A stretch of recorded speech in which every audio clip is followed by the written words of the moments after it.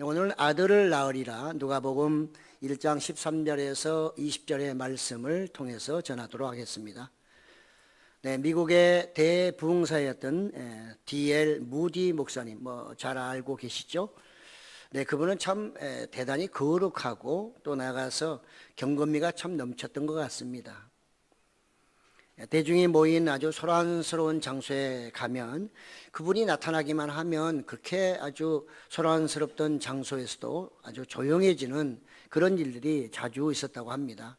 한 번은 그 목사님이 처음으로 가는 이발소에 들렸을 때 들어가기 전에 아주 사람들이 많이 모여서 웅성거리고 잡담도 하고 매우 어수선했는데 이 무디 목사님이 그 들어가는 순간에 아주 조용해졌다는 것이죠. 그래서 물어봤습니다. 왜 갑자기 조용해지느냐고 물어봤더니 그 무디 선생님의 그 들어오시는 어떤 모습을 통해 그의 품위와 경건과 나가서 그 얼굴의 근엄함을 볼 때 그 앞에서 더 이상 말을 할 수가 없었다. 그 사람들이 그렇게 고백을 했다고 하는 것이죠. 우리는 이사야나 많은 선지자들이 하나님을 보았을 때 그들이 하나님 앞에서 꼼짝 못하고 무릎을 꿇는 그런 모습들을 생각할 수 있는데, 아마 미국의 많은 사람들이 이 무디 목사님이 가는 곳마다 무디로 하여금 아마 그런 성령 충만함을 통해서 그런 어떤 근엄함 그리고 경건한 모습을 사람들이 찾아보았던 것 같습니다. 하나님의 큰 일꾼이 되려고 하면 일단은 경건해야 합니다. 이 경건은 저는 무게라고 생각합니다. 사람들은 요즘에 코로나로 말미암아 일희일비하지만 우리 믿는 사람들은 그렇지만 하나님의 은혜 가운데 좀 묵직한 그런 발걸음으로 또 그런 생각을 가지고 우리가 목표를 향해서 가야 할 필요가 있다, 이렇게 생각이 되어집니다. 오늘 읽으신 말씀은 한마디로 말하면 새 시대에 쓰임받는 제사장 사가랴의 이야기입니다. 여러분들은 신학을 하지 않으셨기 때문에 좀 어려운 얘기이기도 하지만, 그러나 우리가 한번 신학을 하지 않았어도 오늘 또 말씀을 들어보면 이게 왜 새 시대가 되는가 하는 것이죠. 이스라엘은 영적 타락으로 인해서 그들은 말라기 이후에 하나님께서 그들에게 더 이상 말씀하지를 않으셨습니다. 그들이 아무리 제사를 드려도 하나님은 그 제사를 기쁘게 받으신 적이 없다는 말이죠. 이건 얼마나 심각한 것입니까? 여러분, 만약에 우리가 하나님께 이렇게 열심히 나와서 예배를 드리고 해도 하나님이 기뻐 받지 않는 우리의 예배라고 하면 이거야말로 아무 의미가 없고 헛 예배가 되지 않을까요? 이스라엘이 그랬습니다. 말라기 이후에 약 400년 좀 넘게 그들은 하나님의 음성을 들은 적이 없어요. 다른 말로 하면 하나님의 음성을 들을 만한 사람이, 그런 경건한 사람이 없었다는 것입니다. 그렇기 때문에 오늘 사가랴는 그런 의미에서 하나님의 마음을 열게 하고 그분의 입을 열게 한 그런 제사장이라는 사실이죠. 하나님은 처음으로 모처럼 만에, 400년 이제 지난 후에 사가랴, 그가 분향할 때 그에게 찾아오셔서 그에게 천사를 통해 말씀하고 있다는 사실입니다. 여러분, 오늘날 우리가 신앙생활 하면서 경건의 모습을 갖추지 않게 되면 우리는 열심히 드려도 그분은 연락하지 않으시다는 것을 우리는 알 수 있어요. 물론 모든 일에가 다 그렇지는 않을 것입니다. 그러나 우리는 종교개혁을 했던 마틴 루터가 나타날 때까지 기독교는 새롭게 된 적이 없어요. 로마가 기독교를 공인하고 그래서 국교로 그들이 삼고서 이 교회를, 예수님을 그들의 정치적인 목적으로 이용하면서부터 교회는 암흑의 시대에 들어갔고 교황들이 그 권세를 마음껏 누렸던 것이죠. 뒤돌아보면 그들의 모든 예배는 하나님이 받지 않는 예배였다고 해도 과언이 아닌 것입니다. 하나님이 언제 문을 열으셨을까요? 바로 마틴 루터에게 하나님이 문을 열어주신 겁니다. 수많은 사람들이 있었어요. 수많은 정말 신부들이 있었는데 왜 하필이면 마틴 루터에게 하나님이 깨닫게 하셨을까요? 마틴 루터만이 그 시대, 기나긴 세월 속에 하나님이 쓰실 만한 그릇이었고 경건한 사람이었다는 거죠.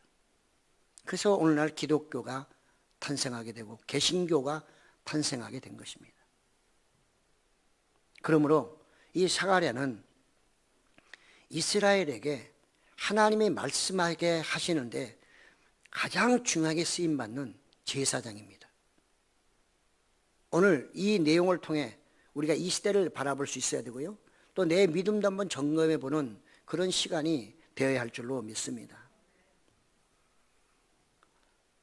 사가랴는 제비를 뽑아서 결국은 제비 뽑아 하나님의 뜻대로 그는 분향소에 가서 분향을 하고 있을 때 그때 천사가 나타난 것입니다. 그 천사가 정말 이 사가랴에게 나타나서 처음 하는 말이 무엇입니까? 무서워하지 말라, 이 말씀을 먼저 하셨어요. 천사가 그에게 나타나면 그것은 두려운 것이고 하나님이 우리에게 나타나는 것은 두려운 일이죠. 그래서 무서워하지 말라. 내가 너와 이제는 가까이 있겠다. 내가 너와 좀 대화를 하고 싶다. 그런 얘기죠. 피하지 말라. 두려워하지 말고 도망가지 말라. 이런 말씀도 될 수 있겠습니다. 그러면서 그는 천사는 이 사가랴에게 하는 말이 하나님이 너의 기도를 간구를 다 들어주셨다는 것입니다. 그것을 무엇으로 증명할 수 있나?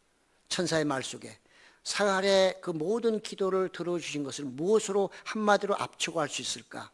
그것은 바로 천사가 하는 말, 내 아내 엘리사벳이 아들을 낳을 것이라는 것이었습니다. 그것만 된다면 사가랴가 그동안에 했던 수많은 기도, 모든 것들은 그 하나로 다 완결이 돼버리는 것이죠. 왜? 엘리사벳이나 사가랴는 지금 아이를 낳을 수 있는 그런 나이가 아닙니다. 이미 육적인 나이로는 생산할 수 없는 그런 나이가 되어서 정말 그는 나는 나이가 정말 많아 늙었고 내 아내 엘리사벳도 늙었는데 어찌 우리가 아이를 낳을 수 있단 말이오, 이렇게 반문하잖아요. 그런데 천사는 오늘 사가랴에게 나타나서 하시는 말씀이 뭐라고요? 하나님의 말씀대로 당신은 앞으로 아이를 얻을 것이다, 이렇게 말을 해 주었던 것입니다. 그것도 그것으로 끝나는 것이 아니라 요한이라, 이름을 요한이라 지으라.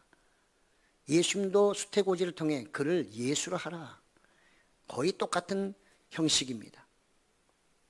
그러니까 예수님이 오시기 전에 이 사가랴를 통하여 엘리사벳을 통해서 오실 예수님에 대해서 준비하라는 그런 메시지로 우리는 이해할 수가 있는 것이고요. 그렇기 때문에 앞으로 이 요한이라는 의미는 이름의 뜻은 하나님께서는 은혜로우시다. 이제 그동안에 내가 너희에게 말하지 않았는데 이제 이 시간 이후로 사가랴와 그의 아들을 통해서 이스라엘에게 은혜를 베푸시겠다 하는 그런 의미가 이 안에 함축이 되어 있는 것입니다. 그러므로 요한은 구약과 신약을 잇는 그런 중간 다리 역할을 하게 될 것입니다. 그래서 사가랴가 구약에 어찌 보면 마지막 제사장의 바로 전이다. 그래서 그의 아들 이제 세례 요한이 태어나게 되면 그 아들이 구약에서는 마지막으로 제사장입니다. 마지막 제사장이 구약의 세례 요한이고 그가 예수님을 만나서 예수님께 대제사장권을 그에게 넘겨주는 거죠. 제사장의 그 직분을 예수님께 넘겨주는, 그래서 이제 세례식이 있게 되는 것입니다. 어찌됐든 정말 이 사가랴는 천사의 이 말을 들었을 때 그가 얼마나 기뻤을까요? 억제할 수 없는 기쁜 소식인데 더군다나 그 천사가 또 하는 말이 이것은 너도 기쁘지만 민족적으로도 더 기쁜 사건이다. 너만 기뻐할 일이 아니고 이 아이로 말미암아 모든 사람들이 다 기뻐하게 될 것이다. 이렇게 말하고 있으니 그가 얼마나 정말 기도 막히지 않을 것입니다. 낳지도 못하는 아이, 그런데 아이의 이름까지 지어주고 그가 우리뿐만 아니라 모든 사람에게 기쁨을 주는 그런 아이가 될 거라고 할 때에 아마 그 순간에 오는 그 복받치는 어떤 기쁨, 이거는 이루 말할 수가 없었을 것입니다. 그는 앞으로 큰 자로 하나님 앞에 쓰임 받을 것이다. 그러니까 아들을 낳으리라, 그 말은 이제 메시아를 준비하기 위해서 보내는 자다, 이런 의미로 우리는 이해할 수가 있는 것이죠.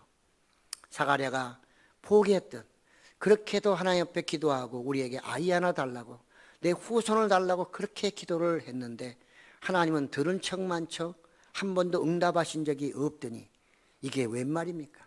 그때도 지나버리고 이제는 불가능한, 육신적으로는 도저히 나을 수 없는 그때 오셔가지고 천사가 오셔서 지금 아이를 낳겠다. 특히 요한이라는 아이, 그 하나님이 그에게 나시린을 주신 것입니다. 그는 이렇게 구별돼서 앞으로 네가 키워가야 할 것이다. 그는 뱃속부터 성령으로 충만하게 자라고 있다. 그렇기 때문에 그는 이제 앞으로 자라면서 포도주나 독주도 마시면 안 된다.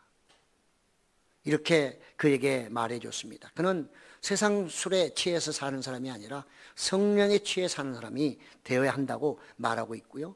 왜냐하면 그런 하나님의 아주 큰 일, 막중한 일을 담당하기 때문에 세상에 술 취해가지고 다니면 어떻게 그 일을 감당할 수가 있겠습니까? 그러니까 사가랴도 경건하지만 이 세례 요한도 경건해야만 하는 이유가 거기에 있는 것입니다. 하나님은 그 사람 혼자서 그 일을 감당하게 하는 게 아니라 이 세례 요한, 앞으로 태어날 그 아이에게는 엘리야의 심령과 그 다음에 능력을 그에게 주겠다, 이렇게 말씀하고 있어요. 말라기에서는 이미 하나님께서 그에게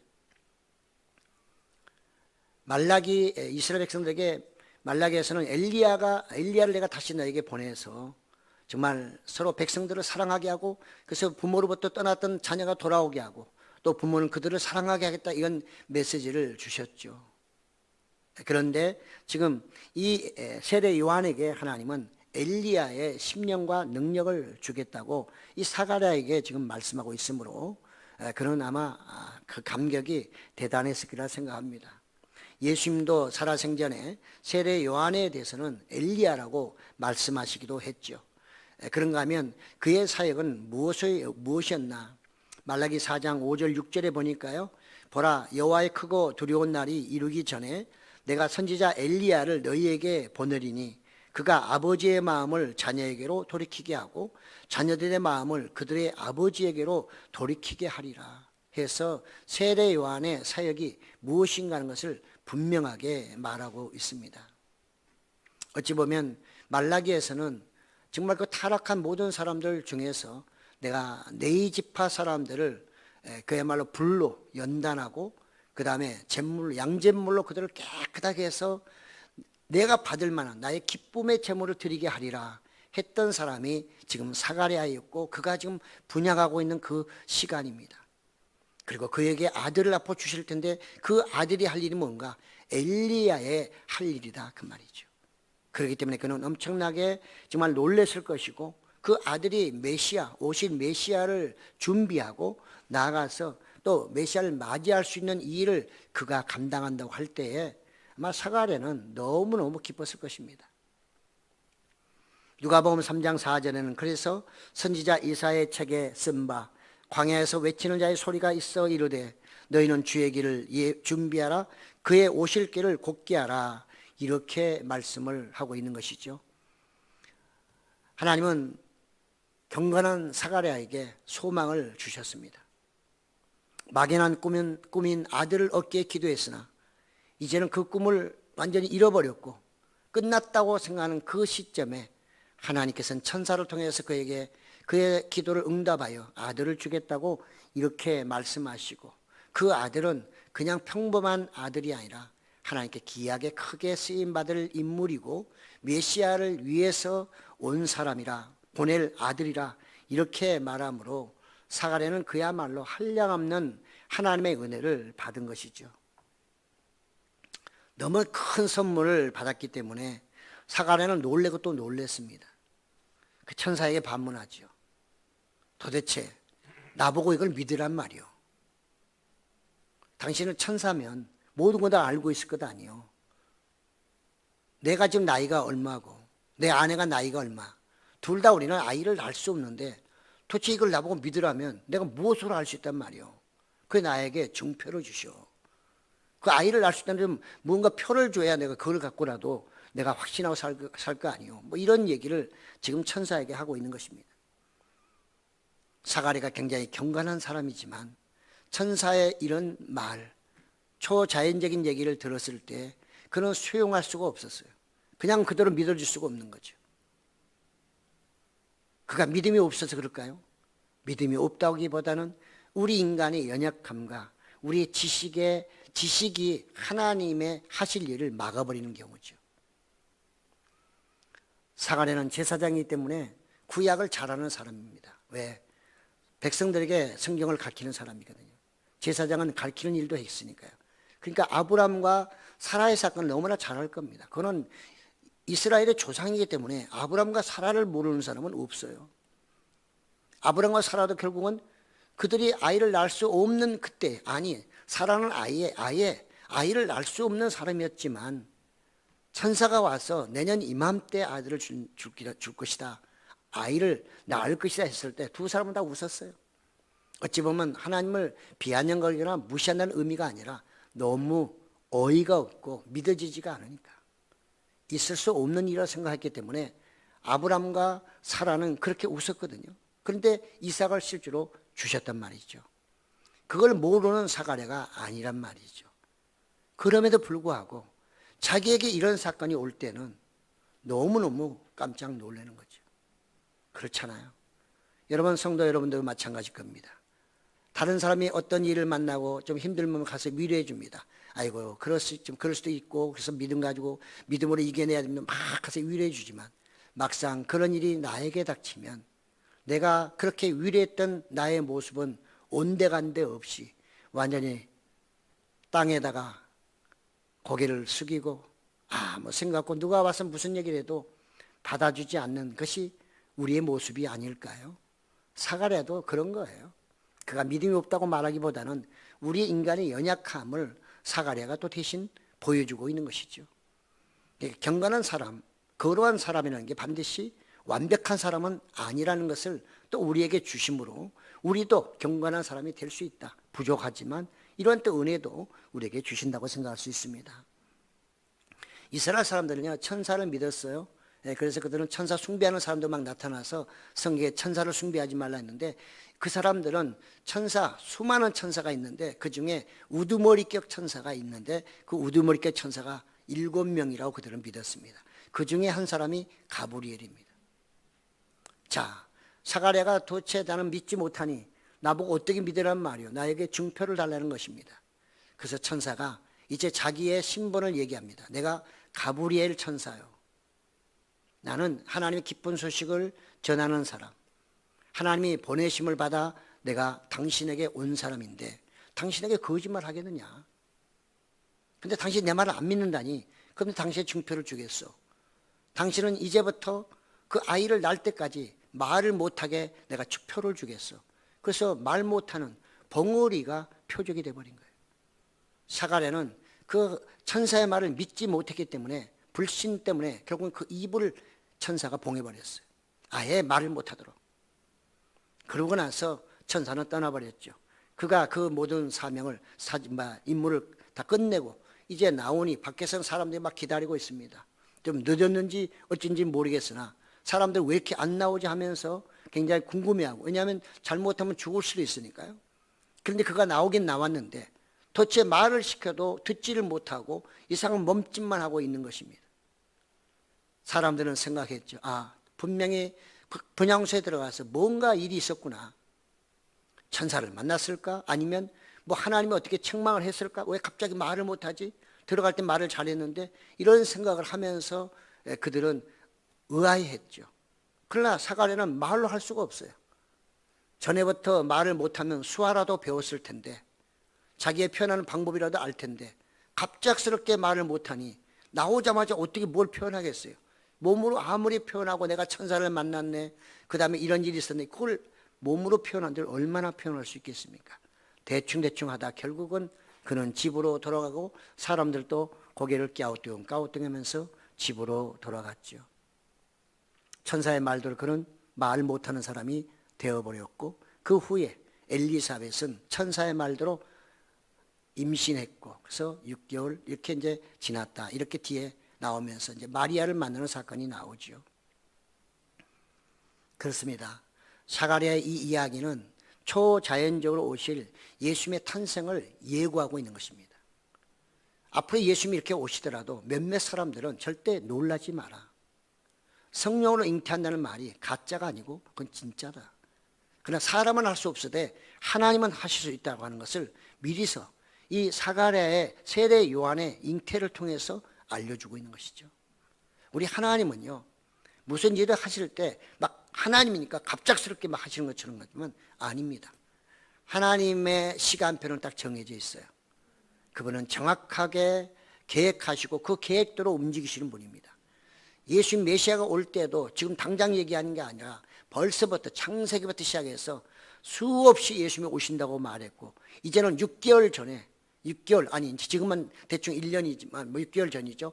세례 요한보다 6개월 후에 예수님이 오셨으니까 6개월 터까지 와가지고 지금 사가랴를 통해서 예수님의 탄생을 지금 그들에게 예고하고 있음을 우리는 알 수가 있습니다. 예수님의 탄생도 결국은 평범한 그런 탄생이 아니라 초자연적인 탄생일 것을 그들에게 암시하고 있는 것이고, 이것은 사람이 할 수 있는 것이 아니라 하나님의 능력으로, 또 언약하신 하나님의 계획대로 그 메시아는 오실 거라고 하는 것을 그들에게 암시하고 있다는 사실입니다. 참으로 이스라엘은 메시아를 학수고대했습니다. 왜냐하면 너무나도 어려운 생활이 많았어요. 거의 노예 생활이었습니다. 늘 하나님의 백성이라고 하는데 제대로 편안하게 자유롭게 산 적이 없어요. 날마다 다른 사람 밑에 살고 구박받고 천시받고 억압받고, 그런 삶 속에서 그들의 희망은 오로지 누구였느냐? 바로 메시아였어요. 이제 그 메시아를 하나님이 보내주시겠다. 이제 곧 그 메시아를 보내서 그들의 마음을 치료해 주시고 불쌍한 그들을 하나님께서 이제는 구제해 주겠다, 해방시켜 주겠다 하는 그런 메시지가 이 안에 들어가 있다는 것입니다. 그렇습니다. 오늘날 이 시대도 어찌 보면 우리는 암흑 시대에 살고 있는지도 모릅니다. 우리가 열심히 신앙생활하고 나름대로는 하나님을 섬긴다 해도 우리가 중세시대처럼 교황들에 의해서 드려지는 그 모든 것들이 하나님이 기뻐하지 않냐는 그런 예배일 수도 있는 것이고요. 종교개혁 이후에 우리가 지금 예배를 드리지만 너무 세속화되어서 하나님이 보시기에는 기뻐 받으실 만한 그런 예배가 과연 한국 땅에 얼마나 많이 있을까, 한 번 정도는 생각해 봐야 될 문제라고 봅니다. 왜냐하면 400년이 넘도록 하나님이 말씀하지 않다가 사가랴에게 나타나셨고요. 그 위에 종교개혁 이전까지 그렇게 엄청나게 우리는 제약 속에 살면서도 그들은 깨달지 못했거든요. 오늘날 교회가 스스로 말합니다. 우리 이렇게 살면 우리도 망해. 정말 말세 중에 말세야. 세상 사람도 그렇게 말하고 믿는 우리도 말하는데, 그렇게 말하는 우리 자신도 하나님이 기뻐하실 만한 그런 예배를 드리지 못한다고 하면 우리에게는 하나님이 오늘 이 시대에 입을 딱 닫아버리고 계시지는 않을까. 이 시대 하나님의 그 계시가 닫혀버리는 것은 아닐까. 한 번쯤 우리가 생각해보고 우리 자신을 뒤돌아봐야 할 것입니다. 하나님이 이 시대에도 재림하실 예수님을 드러낼 그런 처녀를 찾고 있는 거죠. 정결한 처녀. 메시아가 오시려면 그 예언대로 정결한 처녀가 있어야 되는데, 처녀는 세상에 많지만 예수님을 성령으로 잉태할 만한 그런 처녀가 많지 않다는 거죠. 수많은 사람 중에 그 중에 한 사람, 그 사람이 바로 마리아였어요. 이 시대에도 수많은 사람들이 신앙생활을 하고 있습니다. 수많은 목회자가 있고 수많은 정말 성도들이 있고 전 세계적으로 수많은 또 선교사들이 있습니다. 모든 사람을 다 쓴다고 보기는 어려울 것 같습니다. 그 중에는 쓰임받는 사람도 있는가 하면 그렇지 못한 사람도 있지요. 오늘날 모든 사람들이 다 정직하게 사는 건 아니잖아요. 마찬가지로 우리 교회도 다 모든 사람이 경건하여 하나님께 쓰임받는다고 말할 수는 없을 것입니다. 오늘 이 시대에는 참으로 하나님이 원하시는 사람 누구? 내가 진실로 내 마음을 좀 전했을 때 내 마음을 받아줄 수 있는 그런 사가랴 같은 사람, 그런 경건하고 거룩한 그런 제사장이 어디 있느냐? 마리아와 같이 내 말을 들어서 나의 그 아들을 세상에 내보낼 그 여인은 또 어디 있느냐. 이 시대야말로 정결한 처녀, 경건한 사역자들을 하나님은 찾고 계시다는 사실입니다. 그러므로 저나 여러분이 하나님의 자녀로서 살면서 그런 경건한 신앙생활을 통해 주님께 쓰임받는 그런 하나님의 사람들이 되어야 되지 않겠는가. 이제는 재림하실 예수님이 다른 걸 통해서 하시는 게 아니고 저나 여러분을 통해서 재림하신 예수님을 세상에 드러내야 하는 것이거든요. 우리가 그걸 드러내지 못한다면 사람들이 어찌 예수님이 재림할 걸 알 수 있겠으며 어찌 그분이 다시 오신다고 알 수가 있겠습니까? 그렇습니다.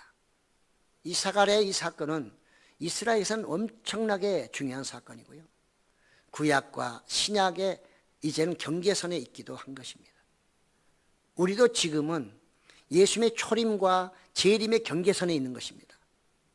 대충 살면 되는 것이 아니고 재림할 예수님을 바라보며 정말 정결한 신부로 살아야만 우리는 그분을 영접할 수 있고 그분이 주시는 메시지를 이 시대에도 받아 내가 소화하고 나가 많은 사람들에게 증언할 수 있는 것이죠. 저는 오늘 말씀을 통해 한 4가지만 정리해 보려고 합니다. 첫째는 하나님은 우리의 간구를 기억하시고 응답하십니다. 기도를 많이 하시고 여러 가지 제목을 놓고 기도했는데 여전히 응답되지 않는다고 혹시라도 실망하고 좌절하시는 분이 계신가요? 여러분이 진실되게 하나님의 능력을 믿고 기도하셨다면 의심할 필요가 없습니다. 사가랴도 오랫동안 아이를 달라고 기도했을 때 그의 생각, 그의 범위 내에서는 하나님이 응답하지 않은 것 같으나 이미 하나님은 들으시고 하나님의 때를 기다리고 계셨던 것이죠. 그래서 이미 너의 간구를 다 들으셨느니라. 그리고 그분의 때에 맞춰 지금 그 아들을 주시겠다고 약속하시고 그 아들은 그가 구한 훨씬 더 큰 그런 아들로 하나님이 주시겠다고 약속하고 있음을 볼 수가 있습니다. 그래서 야고보는 기도하는 사람은 두 마음을 품지 말라. 기도는 이미 한 대로 받은 줄로 믿고 기도하라. 이렇게 말하고 있습니다. 기도는 반드시 응답된다는 말씀입니다. 기도처럼 우리에게 유익한 것은 없습니다. 여러분 세상에 나가서 100만 원 벌려면 얼마나 애를 써야 되는가요? 벌 수도 있지만 잃어버릴 수도 있습니다. 그러나 기도는 절대적으로 잊어버리지 않습니다. 기도는 여러분이 해놓기만 하면 기도를 하시기만 하면 언젠가는 하나님의 시간에 따라 여러분의 시간이 아니라 하나님의 시간에 따라서 반드시 하나님이 이루어 주실 줄로 믿습니다. 기도는 하나님의 초자인 능력을 우리의 삶으로 옮기는 것입니다. 그래서 기적적인 것이 우리의 삶에 나타나게 되는 것이거든요. 그게 바로 우리의 기도입니다.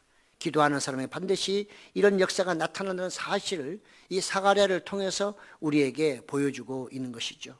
그러므로 기도는 현실화되는데 신비로운 도구입니다. 우리는 사가랴에게 참으로 초월하여 아들을 낳으리라 불가능을 그에게 말씀하시고 그것을 현실화시켰다는 사실, 여러분이 무엇을 기도하시든 간에 그 기도가 진실되고 하나님이 들으시는 기도라면 반드시 응답될 줄로 믿습니다. 두 번째로 하나님의 계획은 우리의 믿음과 상관없을 때도 있다는 것입니다. 하나님께서 사가랴를 정결케 하사 대화의 길을 여셨습니다. 그의 아들을 메시아의 길로 준비하는 나싯인으로 주셨습니다. 사가랴가 천사의 말을 믿지 못한다 할지라도 하나님은 그것을 철회하거나 그 계획을 수정하지 않습니다. 그분은 천지 창조주, 나아가서 그분은 모든 것을 설계하는 설계자이시기 때문에 그분의 설계에서는 변동함이 없습니다. 내가 믿고 안 믿고의 관계가 없는 것이죠. 어찌 보면 하나님의 나라의 모든 계획은 사람의 믿음으로 이루어지는 것이 아니라 하나님의 믿음으로 이루어지는 것입니다. 여러분, 출애굽은 모세의 믿음으로 출애굽이 된 게 아니라 하나님의 믿음으로 출애굽이 된 것입니다. 모세는 절대 안 된다고 믿었던 사람이지만 하나님은 절대 된다고 믿고 그래서 모세와 하나님이 싸워서 하나님이 승리하신 것이죠. 그렇습니다. 우리는 자꾸 내 생각대로 내 마음대로만 뭘 해보려고 하는데 그것이 아니라 하나님이 하시도록 하셔야 되고 나는 거기에 아멘으로 따라가는 것이 가장 순조로운 신앙생활이고 하나님이 원하시는 믿음이죠. 그래서 성경은 순종이 제사보다 낫다는 얘기를 수없이 강조하고 있는 이유가 거기에 있습니다. 그중 가장 완벽하시고 가장 지혜로우신 분이기 때문에 그분이 계획하고 나가는 그것이 가장 나중에 탈이 없고 흠이 없는 그런 것이기 때문입니다. 그러므로 우리는 때로는 하나님이 우리에게 내 생각대로 되지 않는다 해서 그걸 가지고 원망이나 불평할 필요는 전혀 없습니다. 세 번째로 불신자에게 주어지는 증표도 있습니다. 사가랴는 천사의 말을 의심했죠. 이런 일이 어떻게 도대체 이게 있을 수 있는가 하면서 그가 반문했을 때 정말 천사는 그에게 그 반문하는 그의 입을 막아버렸습니다.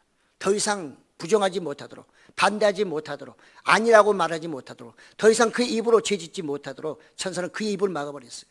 다른 증표도 얼마든지 줄 수 있었을 것입니다. 하필이면 입을 막아버렸을까요?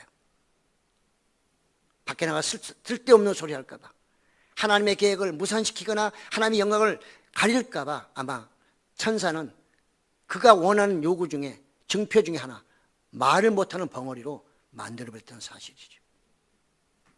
나중에 그는 아이가 낳았을 때 충분히 그 모든 것을 이제 확실하게 알 것이고 사람들에게 그것을 그대로 전하게 될 것입니다.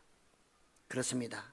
나중에는 우리는 엘리사벳이 부끄러워서, 임신하는 게 부끄러워서 좀 숨었다고 했는데, 만약에 말이 통했더라면 부끄러워할 이유가 없는데 이 사가랴가 말을 못하니까, 어떻게 표현할 수 없으니까 그런 일들이 일어나지 않았을까요?